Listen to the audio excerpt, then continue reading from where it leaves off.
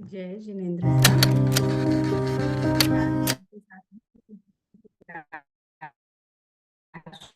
शुरू करते हैं। 2:30 हो गई है। नमो अरिहंतानम, नमो सिद्धानम, नमो आयर्यानम, नमो वज्झायानम, नमो लोये सर्वसाहुनम, ऐसो पंच नमोकारो सब पावपनासनो, मंगलानं च सव्यसिं परमं हवै मंगलम्, परमं हवै मंगलम। ज्ञान सीखने से पहले का पाठ। अहो आचार्य भगवान, आप श्री जी ज्ञान के सागर हैं। आप हमें अप्रत्यक्ष अनुज्ञा पूर्वक आशीर्वाद प्रदान करें, जिससे हम इस अपूर्व ज्ञान को ग्रहण, धारण एवं वितरण करने में समर्थ बने। आप श्री जी की महती कृपा होगी। सभी को जय जिनेंद्र।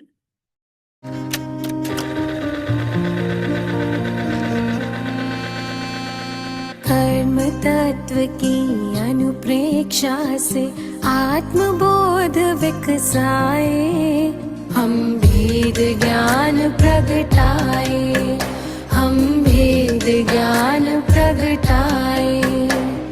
निज आत्म में रमण करें और देह भाव विसराए, हम भेद ज्ञान प्रगटाए, हम भेद ज्ञान प्रगटाए।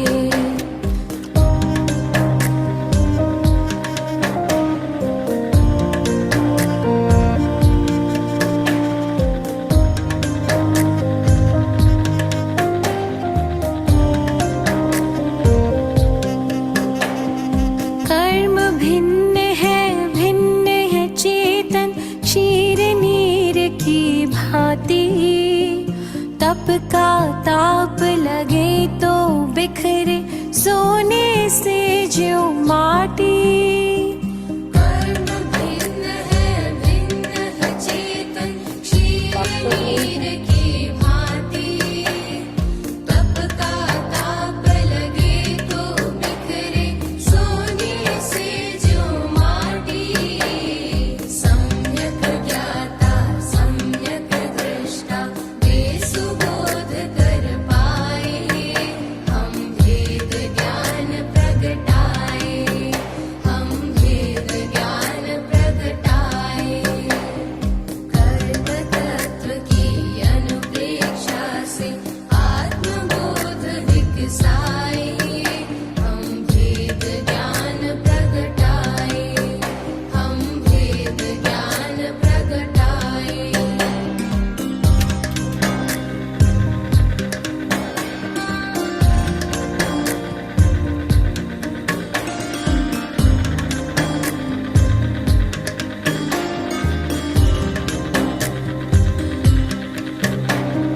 पुण्य भी पत्कल, पाप भी पत्कल, कर्म भेद ये सारे।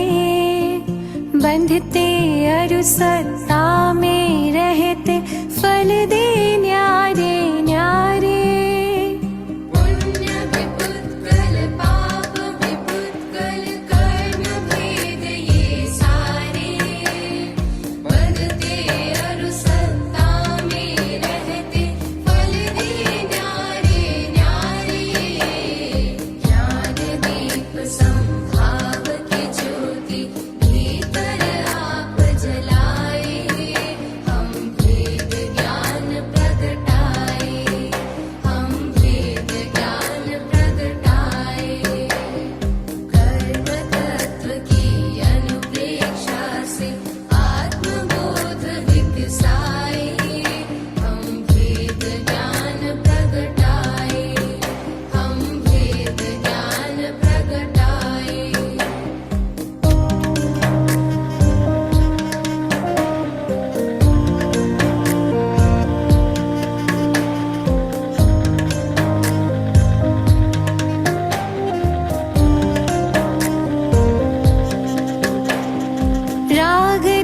द्वेष और मोह तमस का आत्मदेव पर डेरा।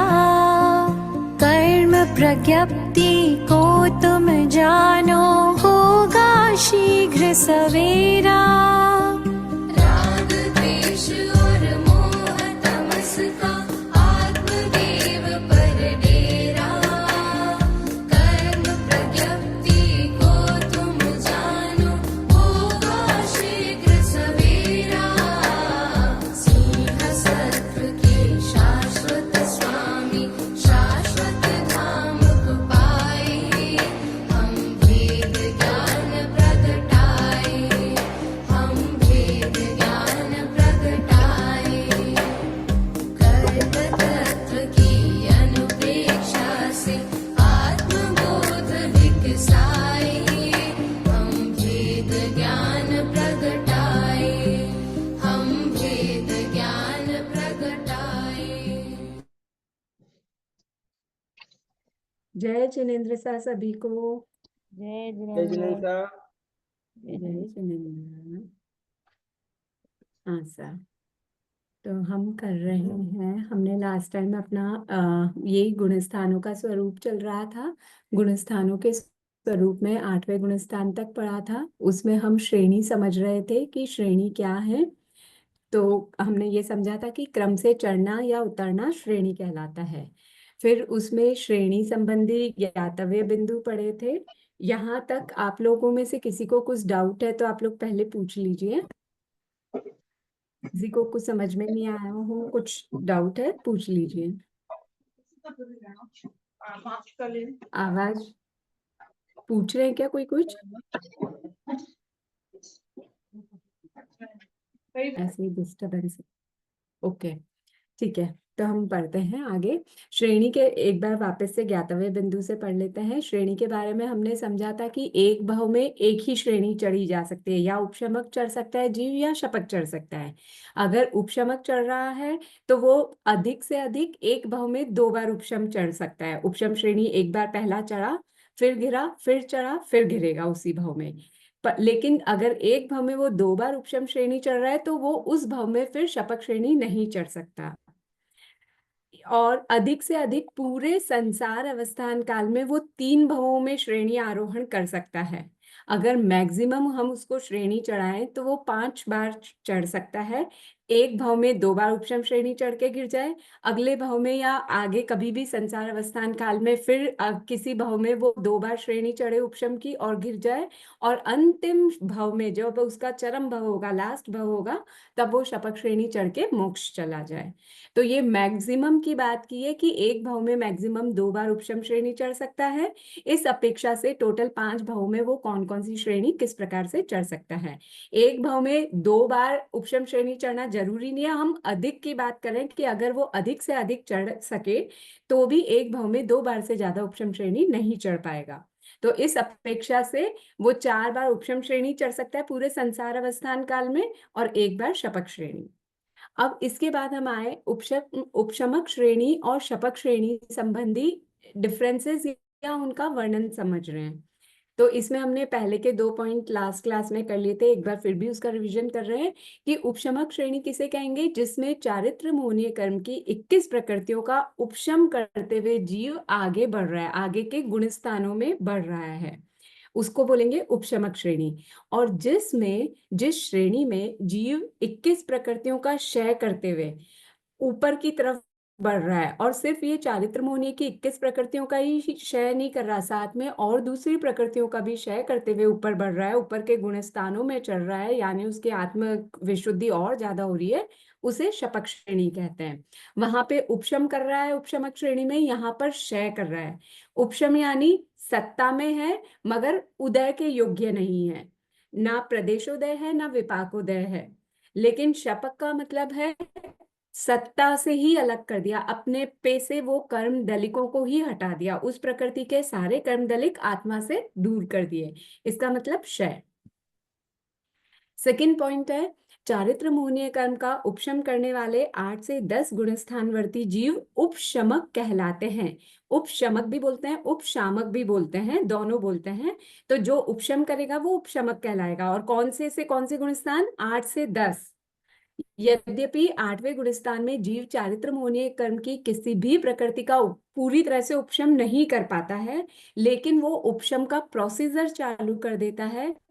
तो जैसे हमने उदाहरण दिया था कि जो भविष्य में राजा बनने वाला है उसको राजा कहकर पुकारना, उसी तरह से क्योंकि ये 9वें गुणस्थान में उपशम कर देगा, इसलिए 8वें गुणस्थान में क्योंकि उपशम की तैयारी कर चुका है, उपशम करना शुरू कर दिया। पूरा उपशम नहीं हुआ पर उपशमाना शुरू कर दिया कुछ कुछ दलिकों को उस प्रकृति के।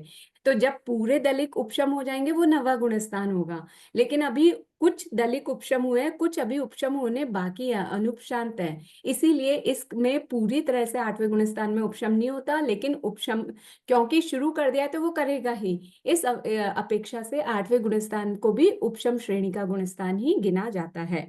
तो 8 से 10 उपशम श्रेणी के हैं। सेम यही बात क्षय की अपेक्षा से शपथ श्रेणी में लागू हो रही है। 8 से 10 गुणस्थानवर्ती जीव शपथ जीव कहलाते हैं। यद्यपि 8वें गुणस्थान में जीव चारित्र मोहनीय कर्म की किसी भी प्रकृति का क्षय नहीं करता है, लेकिन क्योंकि वो 9वें 10वें गुणस्थान में पूरी तरह से इनका क्षय करने वाला है, इसलिए इस अपेक्षा से उनको शपथ कहा जाता है। अब हम नेक्स्ट पॉइंट यहाँ से पढ़ते हैं। उपशमक श्रेणी 8 से 10 गुणस्थान में होती है क्योंकि, हाँ जी,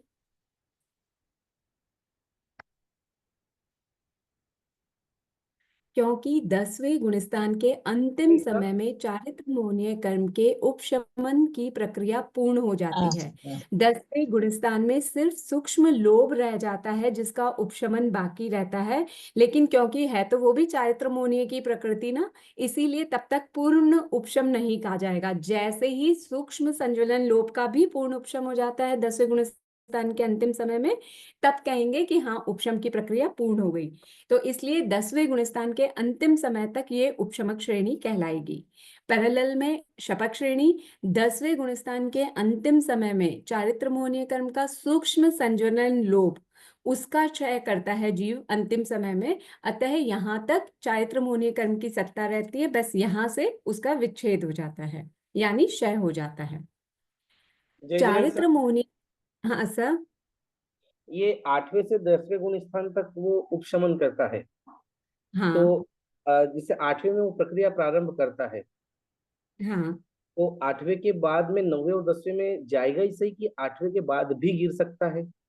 काल कर सकता है, यानी अगर उसका आयुष्य पूर्ण हो गया तो मर के वो चौथे में जा सकता है, अदरवाइज वो 11वें तक जाएगा ही जाएगा। अगर उपशमक, highest run scorer ever in front of England in one day, in second inning.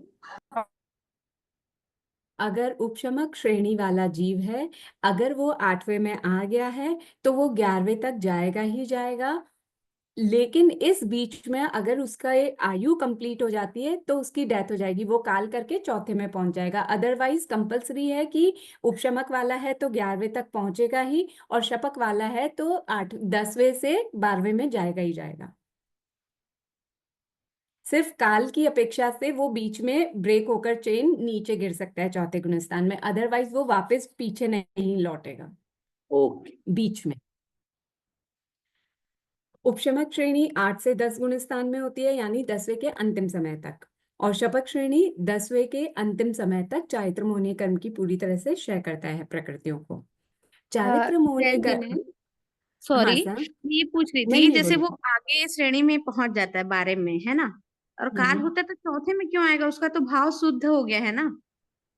हम्म। वो मतलब जैसे काल भी करता है तो एक उसका तो उदय तो 12वें होगा ही। वाला जो जीव 12वें में जा रहा है ना, वो तो हम्म। अब ना काल करेगा ना पीछे आएगा, क्योंकि वो शपथ श्रेणी वाला जीव है। वो हाँ सीधा 12वें से 13वें 14वें में जाके मोक्ष में चला जाएगा, ठीक है। हाँ। रही बात उपशमक श्रेणी की, 1 सेकेंड होल्ड कीजिएगा, मैं आ रही हूँ।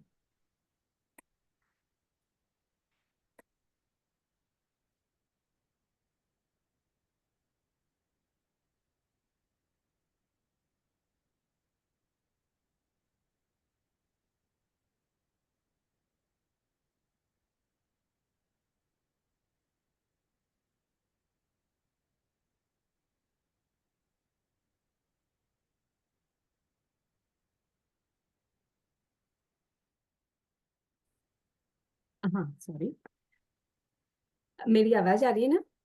हाँ सर। हाँ। आपने क्या क्वेश्चन पूछा था कि 11वां में वो अगर काल कर रहा है श्रेणी करते समय, अगर वो ये काल कर रहा बैकग्राउंड है से आवाज आ श्रेणी रही है। करते में, तो वो चौथे में क्यों जाएगा, यही पूछना चाह रहे हैं ना? हमने जब चौथा पढ़ा था गुणस्थान, तो हमने ये पढ़ा था कि चौथे गुणस्थान में अविरत सम्यक दृष्टि जीव होते हैं। अविरत यानी जिनके कोई त्याग प्रत्याख्यान नहीं होता। हाँ बराबर है समता जी? हाँ है सर। ना? अब यदि और हाँ, और हमने साथ में ये भी पढ़ा था कि हम कोई भी पचकांड करेंगे वो हमारे जीवन पर्यंत के लिए ही होते हैं, हम अगले भवों के लिए पचकांड नहीं कर सकते। हाँ हाँ है ना?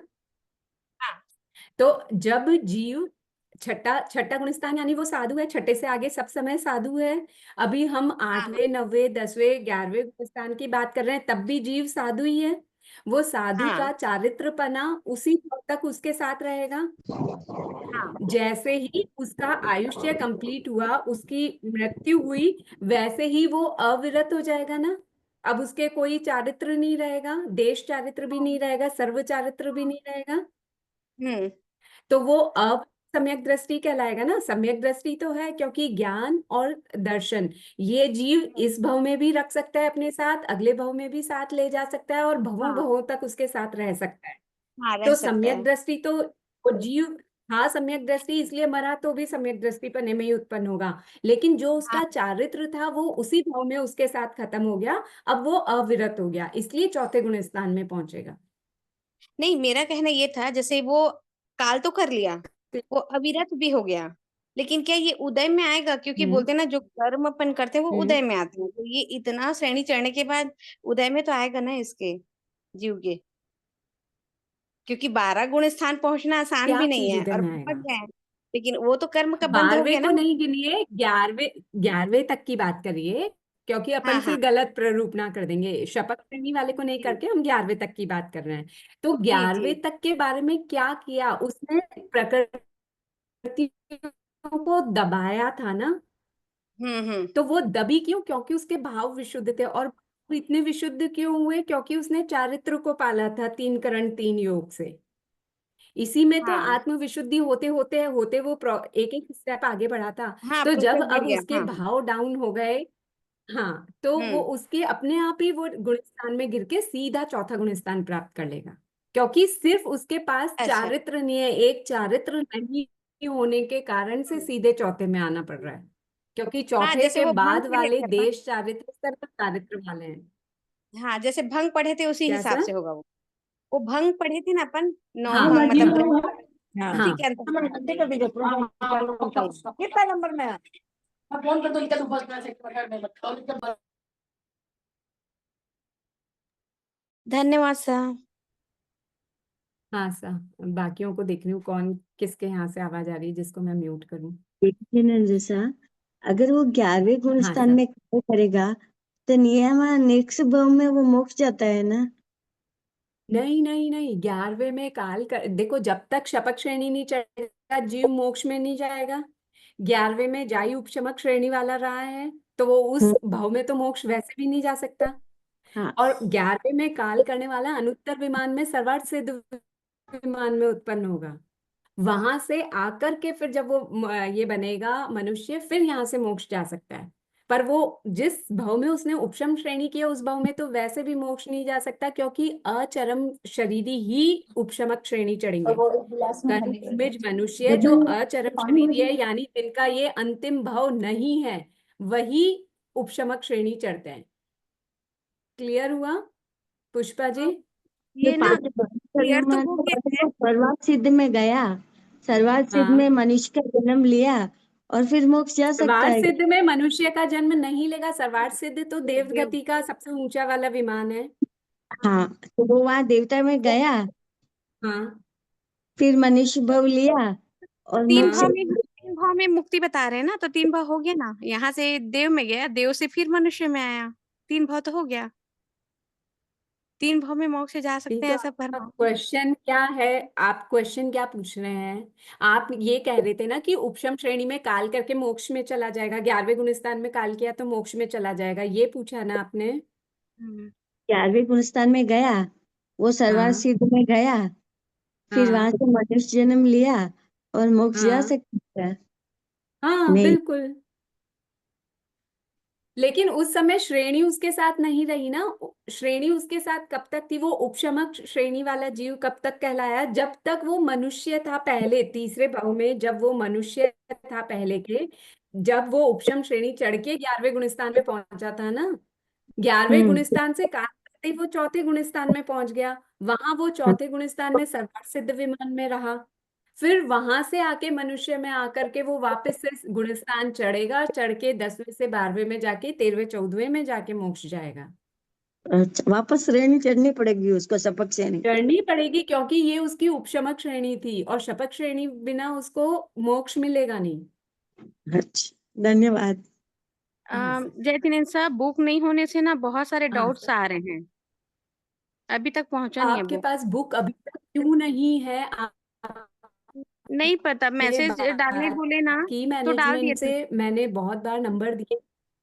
हाँ, हाँ, हमने अगर पूरा आपके एड्रेस सही। मैसेज का वैसे तो मैं जब भी मतलब आप एक बार कॉल करके बात कर लीजिए, वैसे तो मैसेज का वो तुरंत जवाब दे मेरे देता को है, भी फिर भी अगर किताब किसी में कारणवश मिला नहीं। कुसुम मेहता।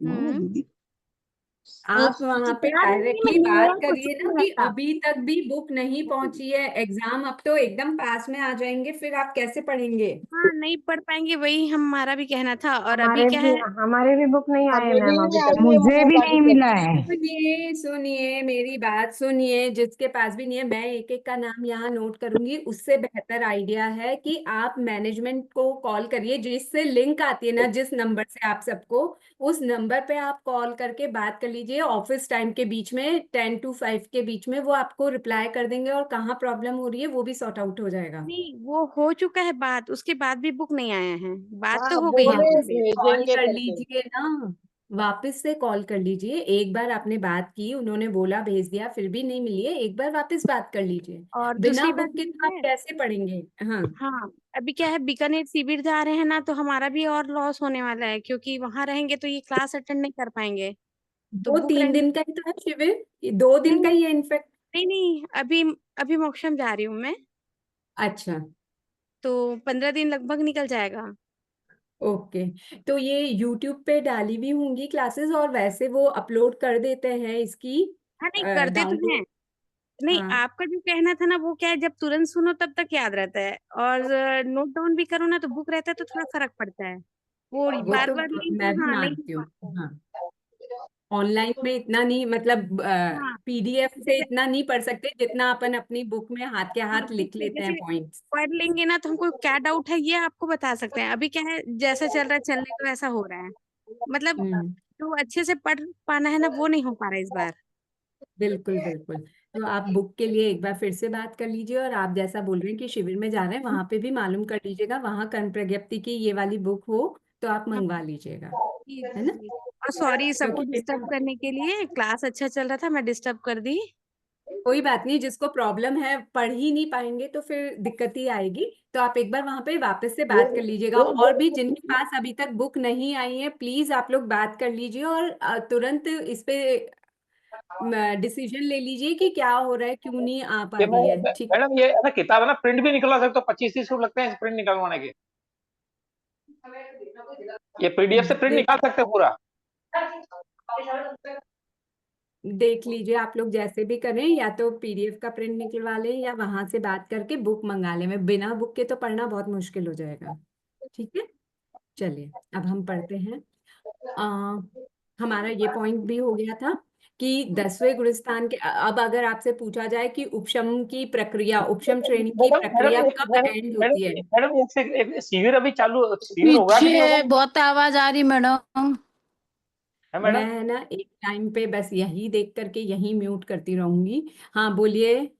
तो मैं अभी शिविर चालू है, अभी आया टेलीफोन आया था अभी बीकानेर से, तो उन्होंने बोला था हमको कि भाई शिविर में तो अभी क्या आपका आने का पक्का है कि नहीं, अभी तो बीकानेर का वो है ना, पाकिस्तान भारत का युद्ध चल रहा है, तो मैंने कहा भी आप बता दो शिविर होगा कि नहीं होगा, हम प्रोग्राम बना तो नहीं बनावे फिर। वो बोला भी अभी युद्ध का वो चल रहा है ना, तो आपको सुविधा है कि नहीं? मैंने कहा सुविधा तो आपको होनी चाहिए, आपके पार्टिसिपेंट पूरे हो तो बुलाना, नहीं तो मत बुलाना।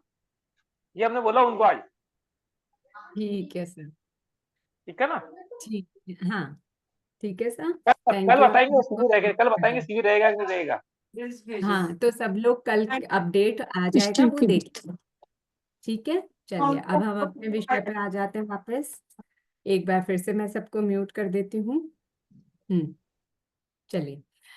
तो 10, अगर मैंने आपसे क्वेश्चन पूछा कि मुझे ये बताइए, उपशम करना कहाँ से प्रारंभ करता है जीव? उपशमक श्रेणी के लिए उपशम करना जीव कहाँ से शुरू करता है? आठवें गुण स्थान। आठवें गुण स्थान से, आठवें और गुण स्थान से लास्ट कब तक उपशम आता रहता है प्रकृतियों को? ये 10 से तक आता है, 10वें गुण स्थान के सूक्ष्म लोक। 10 से 11 तक। 10वें के अंतिम नहीं, समय। 10वें के अंतिम समय में अंतिम। लास्ट चारित्र मोहनीय को उपशम आता है। सूक्ष्म अच्छा, अब लोक। मुझे ये बताइए, उपशमक श्रेणी में कौन कौन सी आयु को उपशम आया जाएगा? कौन कौन सी आयु? कौन कौन सी आयु का उपशम किया जाएगा उपशम श्रेणी में?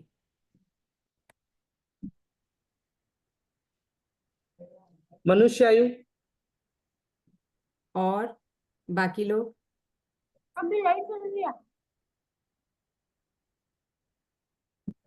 और भी लोग बताइए, कौन सी आयु को उपशम आएगा शपथ श्रेणी में?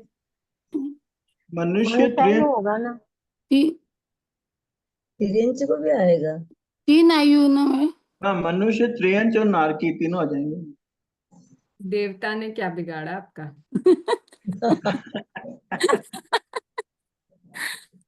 अब हाँ, उपशम देखिए, तो स्वर्ग में उनको भी जाना पहला है। पॉइंट पढ़िए। हमने पहले पॉइंट में क्या पढ़ा? जिस श्रेणी में जीव चारित्र मोहनीय कर्म की 21 प्रकृतियों का उपशमन करता है, तो क्या आयु कर्म चारित्र मोहनीय की प्रकृति है? नहीं, वो तो कर्म ही अलग हो गया, आयु कर्म को थोड़ी कोई उपशम आता है। यहाँ पे उपशम सिर्फ और सिर्फ मोहनीय कर्म का होता है। क्लियर हुआ सभी को? सही उपशम सिर्फ से। मोहनी कर्म का होगा। क्या? उपशम सिर्फ मोहनी कर्म का होगा। उपशम सिर्फ मोहनीय कर्म का ही होता है। उपशम का रूल ही यही है, उपशमाना यानी दबाना सिर्फ मोहनीय कर्म को ही दबाया जा सकता है। और उपशमक श्रेणी में तो हम 21 प्रकृतियों को ही उपशम कर रहे हैं, क्योंकि हमने लास्ट क्लास में समझा था ना कि वो 3 का उपशम पहले कर चुका है दर्शन त्रिक का, और A4 का क्षय कर चुका है। तब वो द्वितीय उपशम सम्यक्त्वी जीव कहलाएगा और वो ही उपशमक श्रेणी चढ़ सकता है। तो उसके पास है ही 21 प्रकृतियां चारित्र मोहनीय की, तो वो उन्हीं को उपशम आता है, और किसी कर्म की प्रकृतियों को उपशम नहीं किया जा सकता। अब क्लियर हुआ? हाँ, तो क्लियर कोई हो गया। आयु किसी भी आयु कर्म को नहीं हाँ, उपशम। आयु किसी का भी नहीं होगा। हाँ, हाँ, ठीक है। अब तो 10वें गुणस्थान के अंतिम समय में लास्ट उपशम आएगा वो। उसके बाद उसका पूरा चारित्र मोहनीय कर्म उपशम हो चुका होगा, इसीलिए वो 11वें गुणस्थान में उपशम चारित्री कहलाएगा। उपशांत मोहनीय गुणस्थान कहलाएगा 11वां गुणस्थान, की वहां पे पूरी तरह से मोहनीय कर्म उपशांत हो चुका है, यानी उपशम हो चुका है। शपथ श्रेणी का अंतिम क्षय जब वो कर रहा है, श्रेणी वाला वो क्षय वो 10वें गुणस्थान के अंतिम समय में कर रहा है। लेकिन हमने इसके स्टार्टिंग में ही पढ़ लिया कि यहाँ पे वो सिर्फ चारित्र मोहनीय की प्रकृतियों को ही क्षय करता हो, ऐसा नहीं है, वो अन्य प्रकृतियों का भी क्षय करते हुए ऊपर चढ़ता है। अभी कौन कौन सी प्रकृतियों का क्षय करते हुए चल रहा है वो आपके डिटेल नहीं है, लेकिन यहाँ हमें मालूम है कि वो चारित्र मोहनीय के साथ दूसरे कर्मों की दूसरी प्रकृतियों का भी क्षय करते हुए ऊपर चढ़ता है। नेक्स्ट पॉइंट है, चारित्र मोहनीय कर्म के उपशम की प्रक्रिया पूर्ण होने के पश्चात ही जीव 11वां उपशांत मोह गुणस्थान प्राप्त करता है। ये जो अभी मैंने बोला वही बात है कि जब वो पूरा उपशांत कर देगा मोहनीय कर्म को, तभी उसको 11वें गुणस्थान की प्राप्ति होगी। और शपथ श्रेणी में बता रहे हैं कि चारित्र मोहनीय कर्म की सत्ता से रहित होने पर ही जीव 12वां क्षीण मोह गुणस्थान प्राप्त करता है। यानी जब वो अपना चारित्र मोहनीय कर्म को पूरी तरह से क्षय कर देगा, आत्मा से अलग कर देगा, तो वो 10वें से सीधा 12वां गुणस्थान प्राप्त कर लेगा।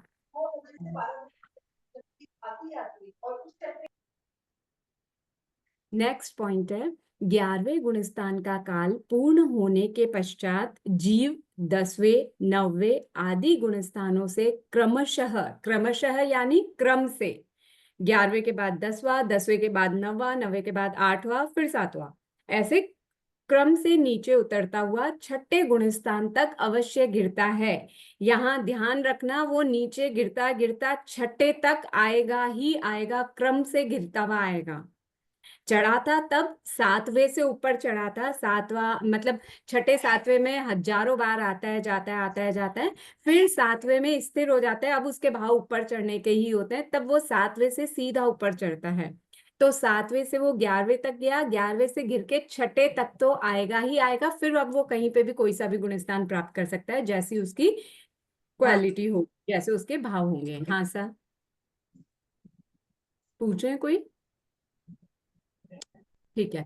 शपथ श्रेणी से जीव, ये तो हमने बात की उपशमक श्रेणी वाले की, जो 11वें में जाता है। शपथ श्रेणी वाला सीधा 10वें से 12वें में जाता है, वो अवरोहण यानी नीचे उतरता नहीं है, वो कभी अवरोहण नहीं होता।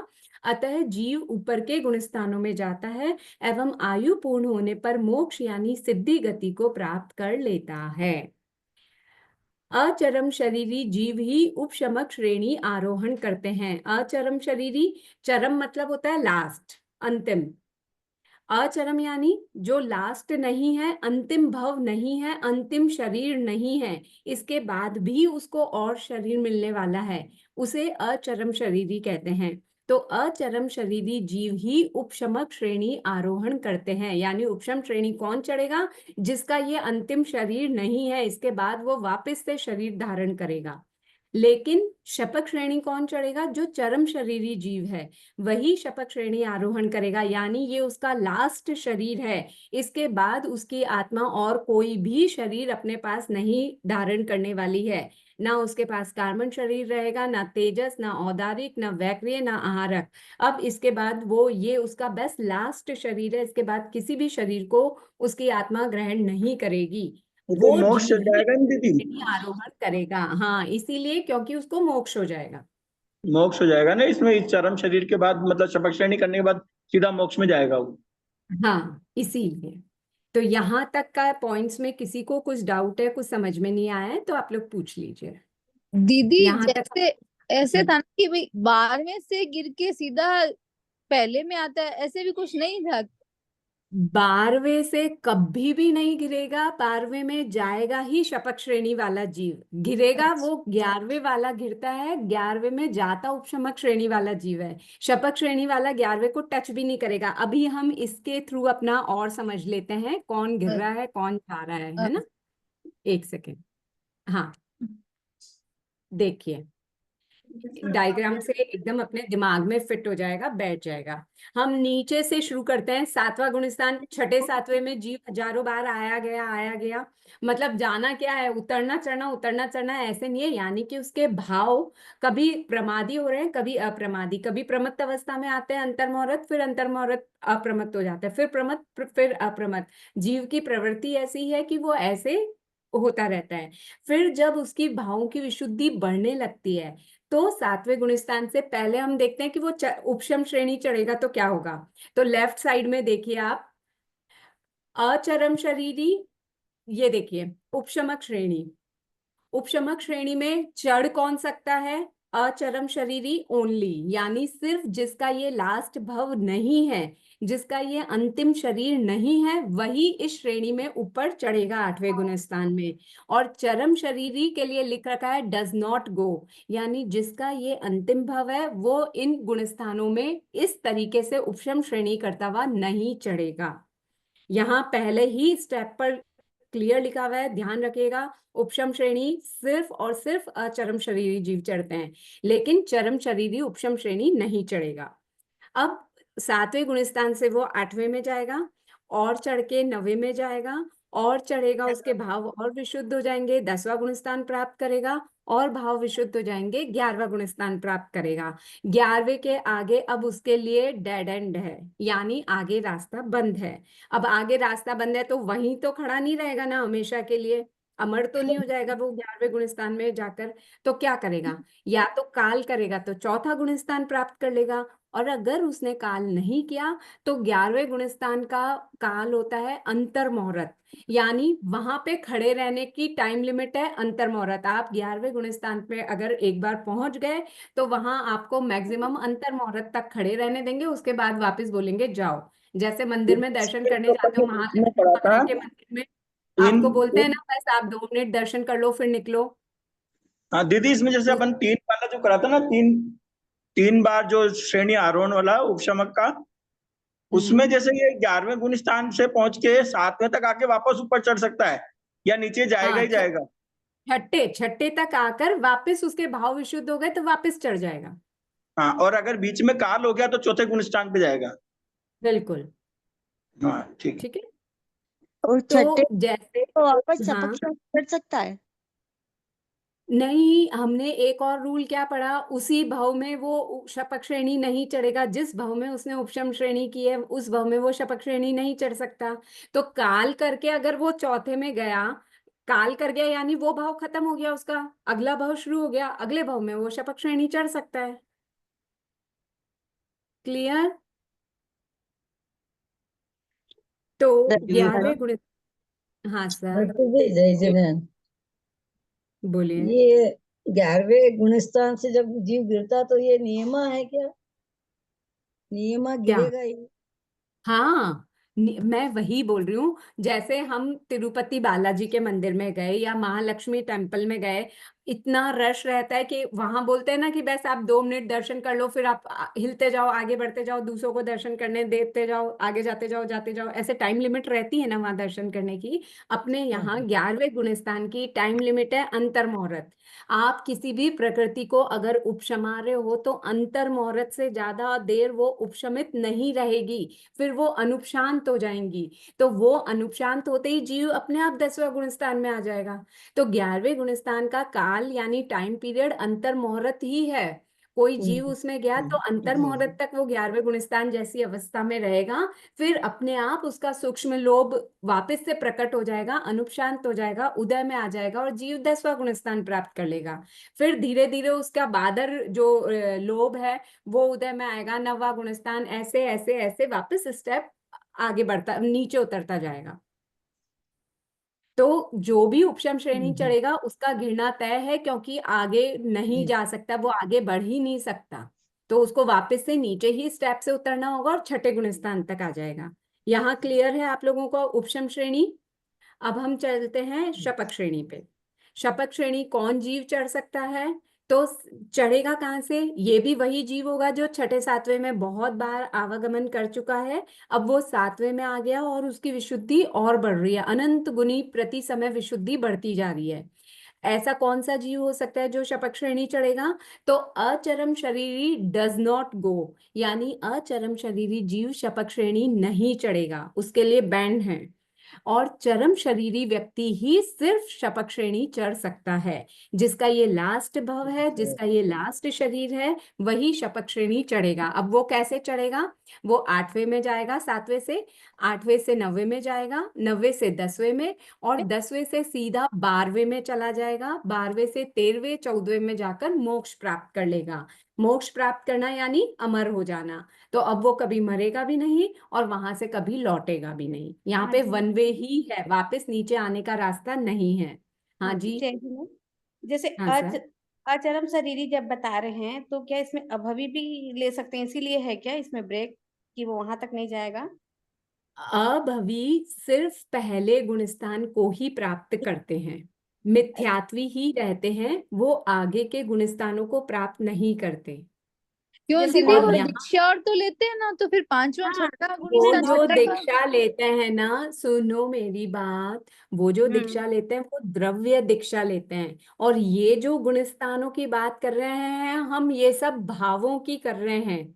याद है फर्स्ट जहां स्टार्ट हुआ था चैप्टर, हमने क्या पढ़ा हाँ था? आत्मिक आत्मा परिणामों भाव। को, आत्मिक गुणों के आधार पर बनने वाले।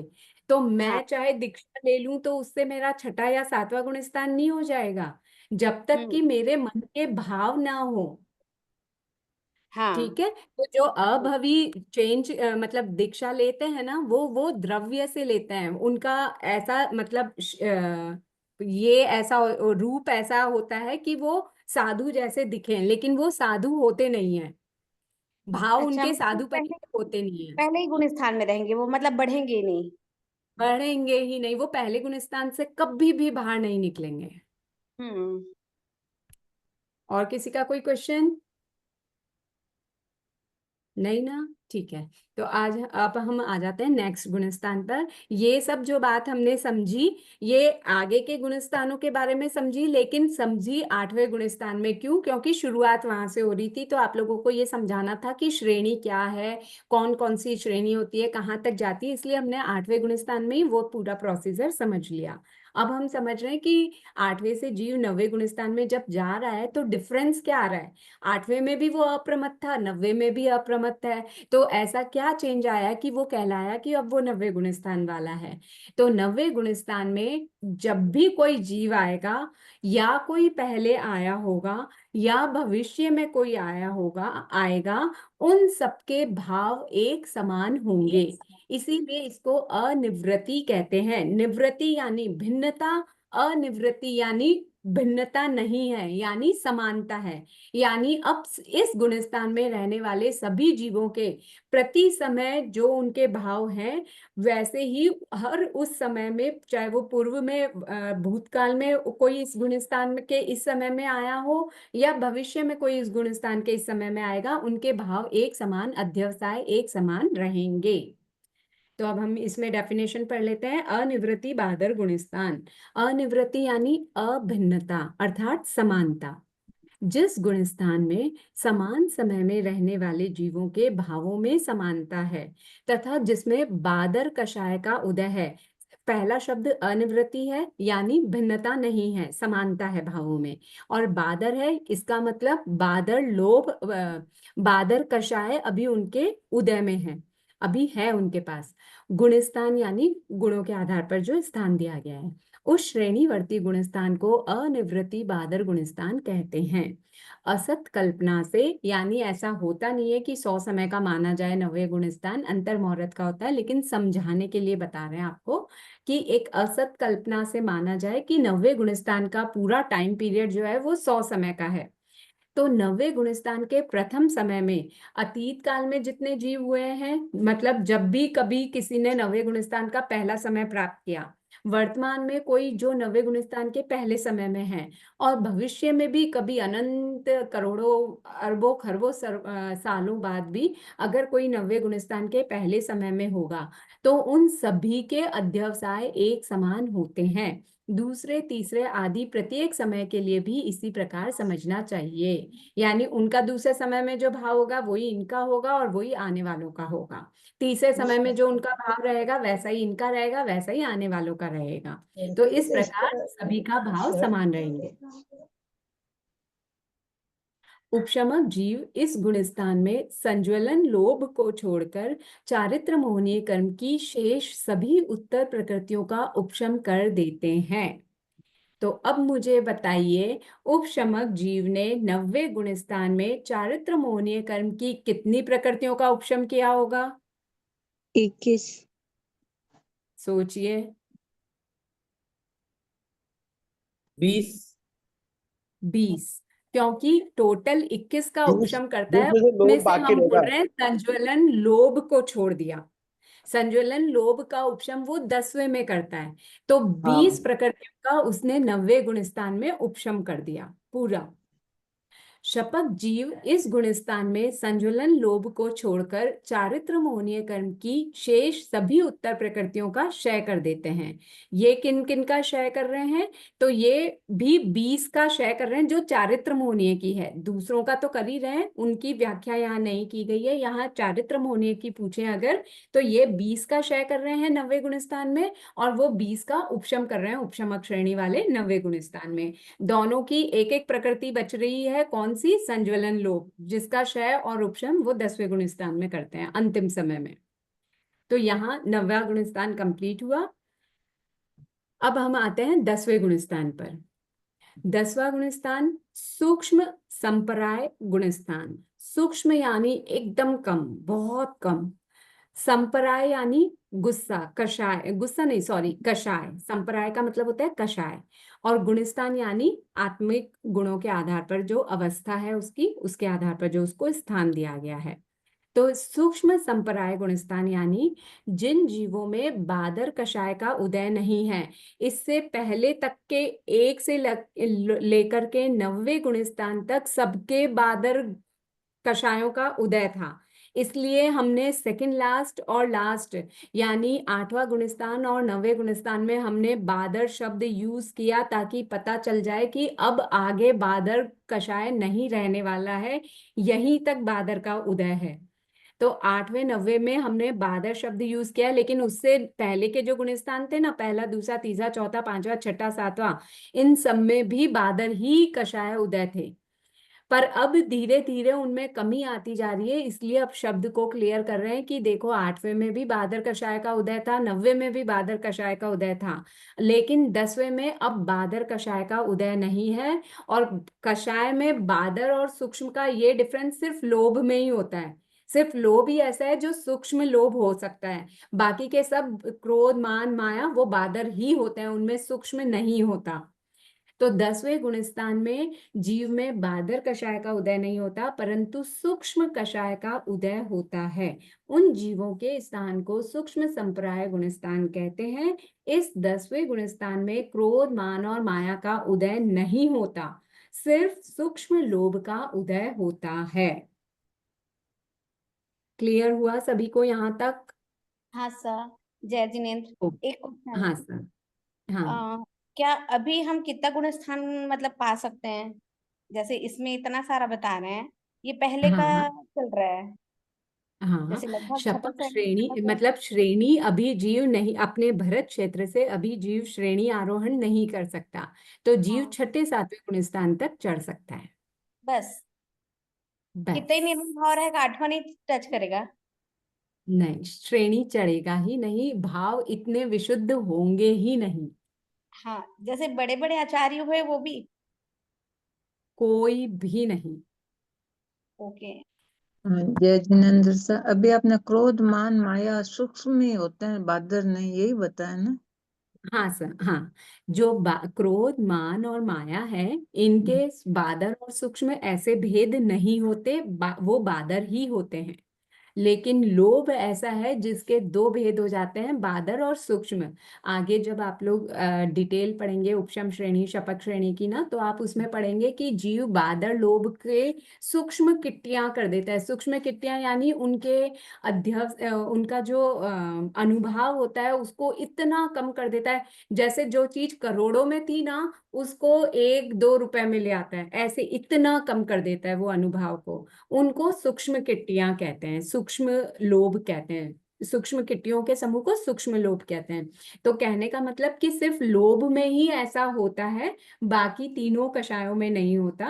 और वो लोभ ही है जो बादर तक, 90 बादर लोभ भी 90 गुणस्थान तक ही रह रहा है। सिर्फ 10वें गुणस्थान में सिर्फ और सिर्फ सूक्ष्म संजुलन लोभ है। मोनीय कर्म की प्रकृतियों की बात कर रहे हैं हम, तो सिर्फ 10वें गुणस्थान में इसी का उदय बाकी है, इसलिए ये गुणस्थान 10वां कहला रहा है। नाम से ही पता चल रहा है सूक्ष्म संप्राय यानी सूक्ष्म कषाय। और कौन सी कषाय अगर डीप में पूछी जाए तो सूक्ष्म लोभ ही बस उसके उदय में बाकी है। ठीक ठीक। ठीक है।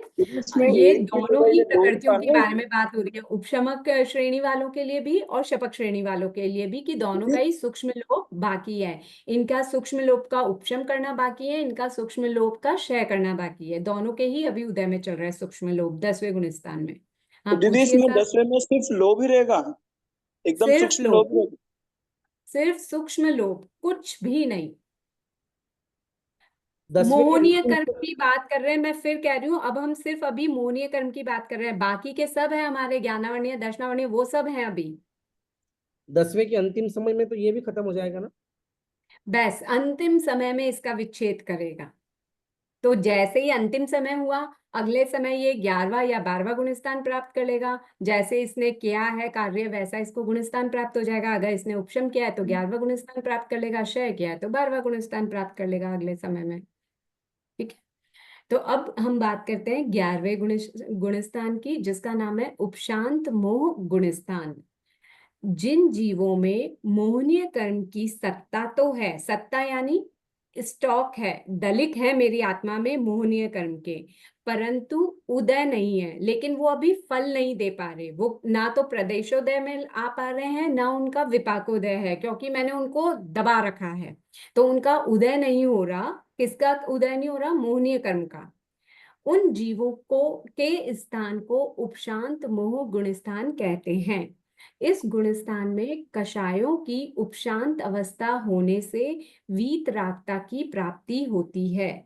वीतरागता यानी न राग न द्वेष, जो वितरागी होते हैं वो अवस्था प्राप्त होती है। अतः इसे उपशांत कषाय वीतराग छद्मस्त गुणस्थान कहते हैं। जिनके पास बुक है इसको अंडरलाइन कर लीजिए, इंपॉर्टेंट है। इस गुणस्थान में कषायों की उपशांत अवस्था होने से वितरागता की प्राप्ति होती है, यानी जीव के पास सत्ता है कषायों के दलिकों की, यानी कर्मों की, जो मोहनीय कर्म है उसकी सत्ता है, उसके दलिक हैं आत्मा में, लेकिन वो अभी उदय में नहीं आ पा रहे, वो उपशांत हुए हुए हैं, इसीलिए जीव को वितरागता की प्राप्ति होती है। और इसे उपशांत कषाय वीतराग छद्मस्त, छद्मस्त इसलिए कह रहे हैं क्योंकि अभी तक उसके पास छद्म यानी कर्म लगे हुए हैं। आठों में कर्मों में से जो घाती कर्म होते हैं उनको छद्म कहते हैं, तो अभी तक उसके घाती कर्म बाकी हैं और भी, इसीलिए वो छद्मस्त कहला रहा है। अब उसके मोहनीय कर्म उपशांत हो चुका है इसलिए उपशांत कहला रहा है। कषाय कोई भी उदय में नहीं है, वो उपशांत हो चुका है। और वीतराग इसलिए क्योंकि अभी ना उसमें राग है ना द्वेष है, क्योंकि वो मोहनीय कर्म को अभी दबाया हुआ है, तो ना किसी के प्रति अट्रैक्शन है ना किसी के खिलाफ है।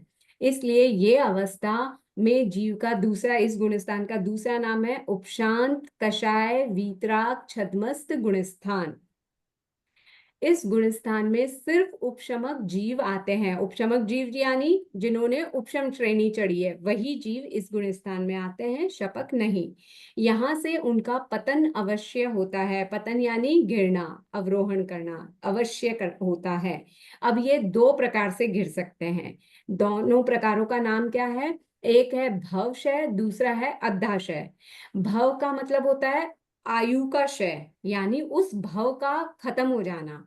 कौन सी भव का? जिस भव में वो उपशम श्रेणी चढ़ा, अगर उस भव के यानी उस आयु के ही दलिक खत्म हो गए तो वो अपने आप गिरेगा, और गिरेगा तो चौथा गुणस्थान प्राप्त कर लेगा। क्यों करेगा वो हमने डिटेल में जान लिया। इस भव क्षय का मतलब इस गुणस्थान में जिन जीवों की आयु पूर्ण हो जाती है वे इस गुणस्थान से सीधे चौथे गुणस्थान को प्राप्त करते हैं। सेकंड है अद्धाशय। अद्धा का मतलब होता है काल, टाइम। अगर टाइम पूरा हो गया, टाइम खत्म हो गया 11वें गुणस्थान का, तो क्या होगा? तो इस गुणस्थान का काल पूर्ण होने पर उपशांत किया हुआ मोहनीय कर्म पुनः उदय हो जाने से जीव 10वें गुणस्थान को प्राप्त करते हैं। यानी जीव के भाव जो 11वें गुणस्थान जैसे थे, अब वो वापस से मलिनता उनमें उत्पन्न होने लग गई, सूक्ष्म लोभ वापस से प्रकट में होने लग गया, तो उसकी अवस्था 10वें गुणस्थान वाले जीव जैसी हो जाएगी। फिर बादर गुण कषाय भी उदय में आने लग जाएंगे, तो 9वें गुणस्थान जैसी, ऐसे गिर गिर के आगे के नीचे के गुणस्थानों जैसी हो जाएगी। तो उपशमक जीव का जब पतन होता है तो दो कारण से होता है, ये ध्यान रखिएगा। एक है भवक्षय, यानी वो आयु भी फिनिश हो गई उस भव की उसकी, और दूसरा है अद्धाशय, यानी 11वें गुणस्थान का काल पूर्ण हो गया, टाइम पीरियड कंप्लीट हो गया, जो कि अंतर्मुहूर्त था। जय जी यहाँ हमारा ज्ञान। हाँ जय जी सर। दीपिका। है ना, हाँ वीतराग सर। होने के बाद तो सिद्ध बुद्ध हो जाते हैं। यहाँ वीतराग का यहाँ पे दे दिया है, इसका क्या मतलब हुआ है? उपशांत मतलब तो यहाँ ये तो नीचे वितराग गिर जो रहा वो है। हो रहा है वो सिर्फ अंतर्मुहूर्त के लिए हो रहा है, लेकिन जो सिद्ध बुद्ध मुक्त होने वाले होते हैं ना, वो अनंत काल के लिए, अब सिद्ध बुद्ध मुक्त होने वाले हैं तो वो अनंत काल के लिए वीतरागी हो जाते हैं। तो वो जो शपथ श्रेणी वाला जीव है ना, जो 10वें से 12वें में जाएगा, उसका वीतरागता हमेशा बनी रहेगी। लेकिन जो 11वें गुणस्थान में वीतरागी जीव आए हैं वो अंतर्मुहूर्त तक ही उस वीतरागता का अनुभव करेंगे, वापस से उनके मोहनीय कर्म उदय में आ जाएगा और फिर वो नीचे गिर जाएंगे। ठीक है सर। क्लियर? हाँ विकारकता का मतलब है ना राग ना द्वेष, यानी मोहनीय कर्मों हाँ का उदय नहीं है। तो वो हाँ उपशम करते हुए आया तो उदय तो उसके भी नहीं है ना, लेकिन आत्मा में है, तो कोई चीज को दबाया है तो वो वापस उभरेगी ही उभरेगी। क्लियर? हाँ ठीक है, ओके।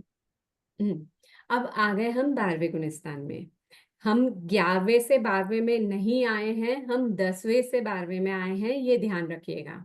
इसका नाम है क्षीण मोह गुणस्थान। 11वें का नाम क्या था? उपशांत मोह गुणस्थान, यानी जहां पर मोहनीय कर्म को उपशांत किया गया था, दबाया गया था पूरी तरह से। और क्षीण मोह गुणस्थान यहाँ का मतलब हो गया जहां पर पूरी तरह से मोहनीय कर्म का क्षय हो चुका है। 4 घाती कर्म होते हैं ना, कौन कौन से 4 घाती कर्म होते हैं? आपको स्ट्रेस नहीं आता ज्ञानावन्य, दर्शनावन्य, मोहिनी, अंतराय। मोहनी और अंतराय। बहुत बढ़िया। तो इनमें से अभी हमारा कौन सा क्षीण मोह गुणस्थान वालों का कौन सा घाती कर्म का क्षय हुआ है?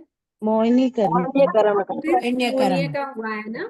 3 घाती कर्म अभी हमारे पास बाकी हैं। बाकी जब है। तक इन 3 घाती कर्मों का क्षय नहीं कर देगा, जीव को केवल ज्ञान नहीं होगा, और आगे उसको बढ़ना केवल ज्ञान की तरफ है। तो अब क्या करेगा वो जीव 12वें गुणस्थान में? इसका नाम है क्षीण मोह गुणस्थान, यानी यहाँ पर मोहनीय कर्म का पूरी तरह से क्षय हो चुका है, तब उसको ये गुणस्थान प्राप्त हुआ है। जिन जीवों ने मोहनीय कर्म का सर्वथा क्षय कर दिया है परंतु शेष 7 कर्मों का नहीं, उन जीवों के स्थान को क्षीण मोह गुणस्थान कहते हैं। शपथ जीव कषायों का पूर्ण क्षय करने पर 10वें गुणस्थान से सीधा 12वां गुणस्थान प्राप्त करते हैं। यहाँ उन्हें वीतरागता की प्राप्ति होती है, अतः इसे क्षीण कषाय वीतराग छद्मस्त गुणस्थान भी कहते हैं। उसका नाम क्या था और इसका नाम क्या है? फर्क कितना है? वहां उपशांत शब्द था, यहाँ क्षीण है, बाकी पीछे का सेम है। कषाय वीतराग छद्मस्त गुणस्थान। कषाय इसलिए उसने जिसको अगर उपशम किया है तो उपशांत कषाय बोल दिया, क्षीण किया है, क्षय किया है तो क्षीण कषाय बोल दिया। वीतराग दोनों ही है क्योंकि दोनों में ही राग द्वेष नहीं है अभी। छद्मस्त इसलिए है क्योंकि अभी इनके घाती कर्म बाकी हैं, उनकी अवस्था गुणस्थान कहला रही है। या तो दीदी ठीक है, 10वें से सीधा 12वें में जाएगा या 11वें से नीचे उतरेगा? 10वें से 11वें में गया तो नीचे उतरेगा, 10वें से 12वें में गया तो ऊपर ही चढ़ जाएगा। हाँ, मतलब वीतरागता 10 से को डायरेक्ट प्राप्त 12वें करेगा। में जाएगा तो शपथ श्रेणी चल जाएगा सीधा। शपथ श्रेणी चढ़कर ही वो 12वें में गया है। अब हाँ शपथ श्रेणी चढ़ेगा, 10वें तक चढ़ ही लिया वो शपथ श्रेणी। शपथ श्रेणी के गुणस्थान हमने 8 से 10 बोले ना, हाँ हाँ हाँ। तो श्रेणी तो वो चढ़ गया, 10वें के अंतिम समय में उसने क्षय कर लिया। अब तो वो उसका फल प्राप्त कर रहा है, जो वो क्षय करते हुए आया मोहनीय कर्म का, अब उसका फल भोग रहा है वो 12वें में, कि उसके पास कोई भी मोहनीय कर्म की प्रकृति बाकी नहीं है। अब जो बाकी नहीं उसको बचा। काम करना है वो रिमेनिंग 3 प्रकृतियों पे करना है, ज्ञानावर्णीय, दर्शनावर्णीय और अंतराय पर। अब हम आते हैं 13वां। किसी को कोई डाउट है तो पूछ लीजिए। नहीं? ठीक है, तो 13वां गुणस्थान सहयोगी केवली गुणस्थान। जिन जीवों ने 4 घाती कर्म मोहनीय का पहले कर लिया और 12वें गुणस्थान के अंतिम समय में वो ज्ञानावर्णीय, दर्शनावर्णीय और अंतराय, इन तीनों के भी सारे दलिकों को अपनी आत्मा से अलग कर देता है। तो धीरे धीरे करता हुआ वो पहले से आ रहा था, इस समय जो बचे हुए हैं उन सबको खत्म कर देता है। ऐसा नहीं है कि सारा बहुत सारा एक साथ स्टॉक था और एक साथ उसने अपनी आत्मा से झटक दिया, ऐसा नहीं हो रहा। वो जब शपथ श्रेणी चढ़ रहा था ना, तब भी वो धीरे धीरे उनके अनुभव को, यानी उनके रस को कम किए जा रहा था, उनकी स्थिति को कम किए जा रहा था। अब उसके पास बहुत कम बची थी, बस वो उसने अंतिम समय में 12वें गुणस्थान के अंतिम समय में इनके शेष दलिकों को अपनी आत्मा से अलग कर दिया। जैसे ही अलग किया वैसे ही उनको केवल ज्ञान, केवल दर्शन की प्राप्ति हो गई और जीव क्या कहलाएगा? केवली। तो इस गुणस्थान में, यानी 13वें गुणस्थान का नाम है सहयोगी केवली गुणस्थान, यानी अभी योग बाकी है। योग कौन कौन से होते हैं? मन वचन का मन वचन मन वचन काया। मन वचन काया के योग होने, योग होना यानी इनकी प्रवृत्ति होना। मन के पुद्गलों को अभी ले रही हूँ, परिणमन कर रही हूँ, यूज कर रही हूँ, वचन के पुद्गलों का ग्रहण परिणमन ये सब हो रहा है, काया के पुद्गलों का ग्रहण परिणमन हो रहा है। इसलिए जब तक केवल ज्ञान है लेकिन योगों का भी प्रवृत्ति चल रही है, तब तक उस जीव का गुणस्थान 13वां गुणस्थान कहलाएगा। इसलिए इसका नाम है सयोगी केवली गुणस्थान। जिन जीवों ने 4 घाती कर्मों का सर्वथा क्षय कर केवली अवस्था प्राप्त कर लिया है एवं जो योग सहित हैं, उन जीवों के स्थान को सहयोगी केवली गुणस्थान कहते हैं। इस गुणस्थान में घाती कर्मों की सत्ता नहीं होती, यानी चारों घाती कर्म का एक भी दलिक नहीं है। इस गुणस्थानवर्ती जीव केवल ज्ञान, केवल दर्शन और अनंत आत्म शक्ति से संपन्न होते हैं एवं वे अरिहंत कहलाते हैं। अब यहाँ पे ध्यान दीजिएगा, जब उसने मोहनीय कर्म क्षय किया तो वो क्या कहलाया? वीतराग। जब उसने केवल ज्ञानावर्णीय कर्म का क्षय किया तो वो कहलाया केवल ज्ञानी। जब उसने दर्शनावर्णीय कर्म का क्षय करा तो वो कहलाया केवल दर्शनी। और जब उसने अंतराय का क्षय किया तो वो कहलाया अनंत आत्म शक्ति से संपन्न। अनंत वीर्य संपन्न बोलते हैं ना हम जीव, ये जो जो गुण मतलब उसके प्रकट हुए वो इन कर्मों के क्षय से प्रकट हुए। इन कर्मों ने ही तो ढक रखा था उसके इस गुण को। तो जैसे इस कर्म के सारे दलिक आत्मा से हटे, आत्मा का वो गुण प्रकट में आ गया। जय ठीक है? जिनेन, जैसे हाँ ना, सर। हाँ सुनने में आया था कि जैसे दीक्षा लेते हैं कोई भी, तो उसमें ना नाम और गोत्र चेंज होता है, तो क्या ये क्षय हो गया कर्म अपना? नहीं नहीं नहीं, कर्म क्षय नाम और गोत्र तो अंतिम समय, जब तक मोक्ष नहीं जाएगा ना, जब तक ये साथ में रहेंगे। नाम कर्म की यश कीर्ति बाकी रहेगी और गोत्र कर्म का उच्च गोत्र बाकी उच्च रहेगा। वो गोत्र। अंतिम समय में ही जाएगा, क्षय होगा। तो जैसे वो बोलते तभी हैं ना क्षय कि होगा जब हाँ दीक्षा लिए तो हाँ। नाम चेंज हो गया, तो मतलब ऐसा सुनने में आया था, कंफर्म तो मैं भी नहीं कह सकती कि दीक्षा लिए तो नाम चेंज हो गया, तो नाम मतलब चेंज हो गया, मतलब कर्म का गोत्र भी नाम चेंज चेंज हो गया। तो जो संसारी वाले हमारे इस शरीर को जिस नाम से बुलाते हैं वो नाम चेंज हुआ है, नाम कर्म का क्षय नहीं हुआ है। नाम कर्म की वजह से तो हमें ये शरीर मिला है, इंद्रियां मिली है, हाँ, जो भी पूरा हमारी मतलब हाइट इसको है, सहनन पीछे। है, संस्थान है, हाँ, इस शरीर में सब कुछ जो मिला है वो नाम कर्म से मिला है। तो साधु जी, बन गई तो क्या मैं काली से गोरी हो जाऊंगी? नहीं नहीं क्या मेरी हाइट कम ज्यादा हो जाएगी? क्या मेरा नहीं। सहनन संस्थान चेंज हो जाएगा? नहीं ना। तो वो नाम तो जो मेरा नाम है, जैसे मेरा नाम आरती है, आरती की जगह आपने दूसरा नाम रख दिया, वो बोलने वाला व्यवहारिक नाम चेंज हुआ है, नाम मतलब कर्म का व्यवहार क्षय नहीं इसको हो गया। कर्म का नहीं कहेंगे ना अपन। जैसे नहीं मेरे बिल्कुल मतलब नहीं। मन में पहले से, बहुत पहले से डाउट था ये वाला, कि नाम मतलब नहीं दीक्षा नहीं लिए तो नाम कर्म चेंज हो गया। ये मतलब नहीं सुना हुआ था, नहीं, वो तो मैं नाम भी जो व्यवहारिक में उसको हम आपस में एक दूसरे को बुलाते हैं वो नाम चेंज किया है, कर्म में कुछ नहीं हुआ। तो मतलब गोत्र भी नहीं हुआ, नाम भी जय नहीं जय हुआ। सर, जैसे अभी अभी जैसे रामुनि महाराज साहब के सबके आगे राम राम लिखते हैं, पहले क्या एक्चुअल नाम लिखते थे जो भी आता था, तो उसमें अभी कोई फर्क पड़ता है इसमें? कोई फर्क नहीं पड़ता, पर जैसे आचार्यों की अब जैसे ब्रांड हो गई, अब राम लिखा और ब्रांड कर दी उन्होंने नाम, ये है ना? मतलब उससे पता चल जाए कि ये इन आचार्य के दीक्षार्थी हैं। तो पहले भी पता चलता था आचार्य नान्या सबके सामने भी, देखिए, इसका किसी ने फर्क क्या किया हुआ है दोनों में? तो कुछ सोच के ही किया होगा। मेरी बुद्धि इतनी तीव्र नहीं है कि मैं इन चीजों में पढ़ूं और इसको समझ नहीं सकूं वो तो ऐसे इतना मुझे डीप। नाम का है ना, तो इसका नाम तो से तो कोई आपका तो मतलब नाम का है भी नहीं, फर्क वो नहीं तो बस पड़ता है। राम गुरु के नाम से दे रहे हैं, बाकी इनका कोई मतलब नहीं है। हाँ यही कर्म अपन कोई इस मतलब विषय में चर्चा कर्म नहीं कर रहे। अगर आचार्य कुछ कर रहे हैं तो उनमें अपने नहीं, से ज्यादा मेरा बुद्धि मतलब है, ये कुछ नहीं सोच के कर रहे जो होंगे। नहीं अपन अगर अपने इस तरह की बात भी कर रहे हैं तो अपन ज्ञान और ज्ञानी की आशाधना करके अपने नहीं ज्ञानावर्णीय नहीं कर्म मेरा बांध ये हैं। नहीं, मेरा ऐसा कहने का मतलब नहीं है, मेरा कहना मतलब है कि जैसे अपने का जो अब नाम बदलने से कोई कर्म थोड़ी हटेंगे, उस कर्म तो पुराने रहेंगे ना उसके, ये कर्म है नहीं उठेंगे। नाम ठीक से है। कभी कर्म थोड़ी ना बदलते हैं। हाँ सर, चलिए अब इसके अलावा अपने पोर्शन में से कुछ डाउट है तो पूछ लीजिए, नहीं तो अब ये लास्ट बच रहा है, ये हम नेक्स्ट क्लास में कंप्लीट कर लेंगे 14 गुणस्थान। और इसके बाद में आप लोगों को पहले अबाधा काल पढ़ना है ना, या आप बदा काल वापस से पढ़ना है, शुरू वापस करके से फिर बदा करना है? काल और निषेक ये सब वापस। लेकिन पहले हमारा अबाधा काल वाला चैप्टर नहीं, या शुरू से शुरू करना है वो बता दीजिए। हाँ दीदी हाँ हाँ। पहले शुरू आबादा से काल कह नहीं, दीजिए ताकि ना वो हमारा डबल हो पूरा जाएगा। ठीक है। मैं तो क्योंकि आबादा काल थोड़ा समझने जैसा है, मतलब उसको अच्छी तरह कैलकुलेशन से समझना है ना। वैसे मैडम ठीक है सर। शुरू से करो तो अच्छा है, तो शुरू से हमारे समझ में आ जाएगा। शुरू से हमने क्लास अटेंड नहीं करी थी शुरू वाली। तो इनका कहने का मतलब है कि आप एक बार अबाधा काल पहले करवा दीजिए, फिर वापस फिर शुरू से वापस सारा लिखवा करा देंगे। दीजिएगा। हाँ। ठीक है।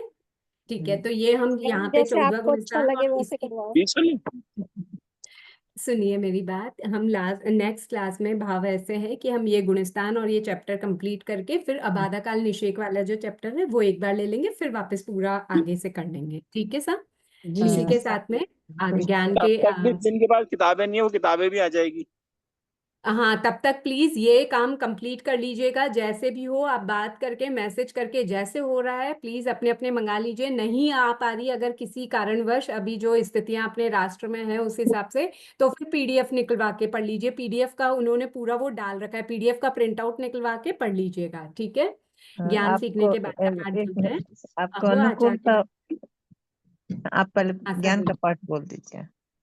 हाँ, ज्ञान सीखने के बाद का पाठ। अहो आचार्य भगवान, यह ज्ञान हमारे भीतर में विनय की अभिवृद्धि करे, सरलता का विकास करे, सहनशीलता को बढ़ाए, हम पात्र प्रह बने, अनासक्त बने, पांचों इंद्रियों पर विजय प्राप्त करके वीतराग का वर्ण करें तथा परिपूर्ण सामायिक में लीन हो जाएं। इसी के साथ में आप में से किसी का दिल दुखाया हो तो मिच्छामि दुक्कडम, आगम विपरीत कुछ प्ररूप न करने में आई हो तो मिच्छामि दुक्कडम। जय जिनेन्द्र सर सभी को। जय चंद्र। मैं बोल रही थी कि आपको अनुकूलता हो तो एक बार ये गुणस्थान वाला स्वामी वापस करवा दीजिएगा। धन्यवाद। हाँ सर, तो मतलब कौन से गुणस्थान से करना है या ये पूरा चैप्टर वापस करना है? पूरा चैप्टर ही करना है।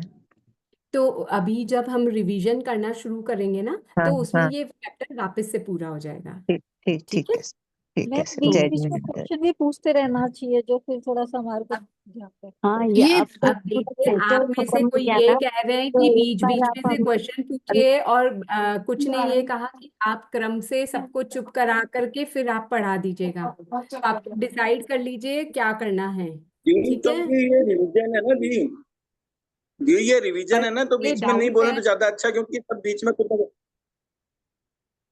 बाकी लोग जिसको सिर्फ डाउट हो वही अनम्यूट किया करो, बाकी सब म्यूट रखेंगे ना तो आप लोगों को ही जब आप वापस से सुनेंगे तो क्लियर अच्छे से समझ में आएगा और टाइम वेस्ट नहीं होगा। ठीक है सर? इसी के साथ अब मीटिंग एंड करते हैं। है जय कि जितेंद्र। जय मेरा एक जिनेन्द्र। निवेदन है, जिनेन्द्र, जय जय जिनेन्द्र। जिनेन्द्र जी।